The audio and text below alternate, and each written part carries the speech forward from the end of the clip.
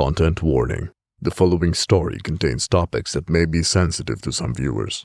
Please notice the full content warning in the description below. Tales of Ealén, the Grey Castle.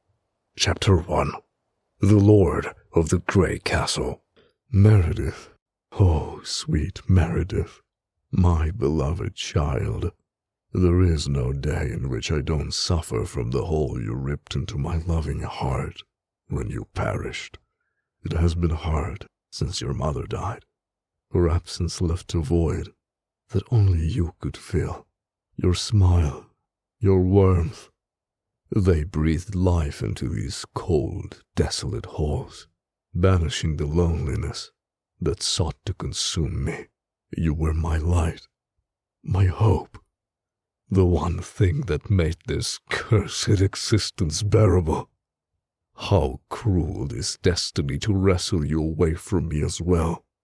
But this time, I refuse to let death decide our fate. No longer will I stand idly by as it robs me of those I hold dear. I will defy it. I will rescue you from its grasp.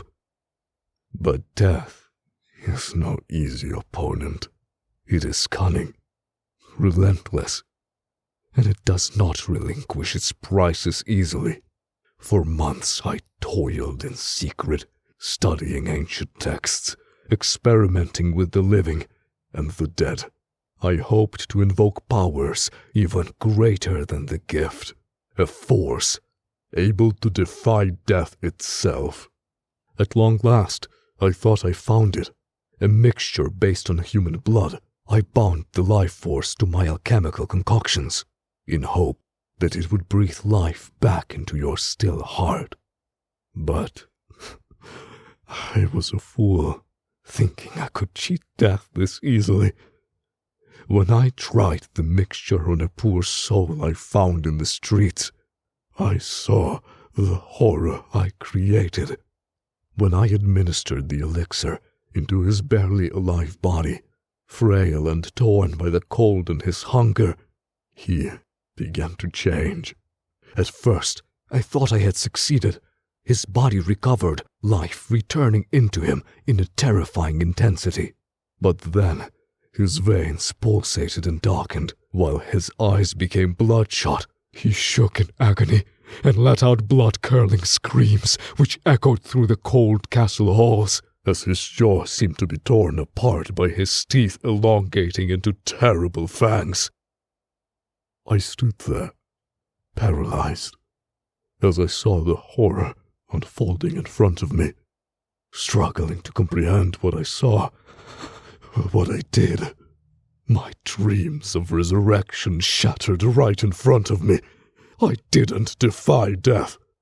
I corrupted it.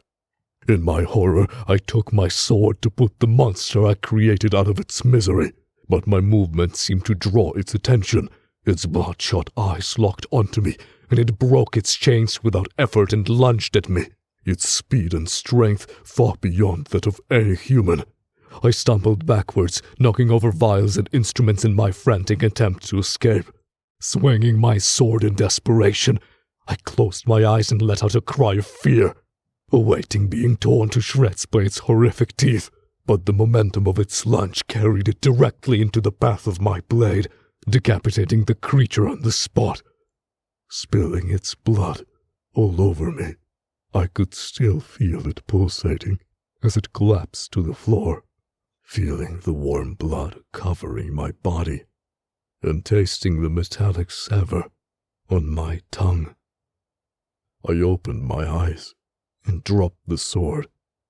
My knees were shaking and my mind was racing, the creature laying next to me, spilling its darkness all over the floor. The scent of the corrupted blood was overpowering. I remember the metallic smell lingering in the air, while the endless hunger now grew in me too.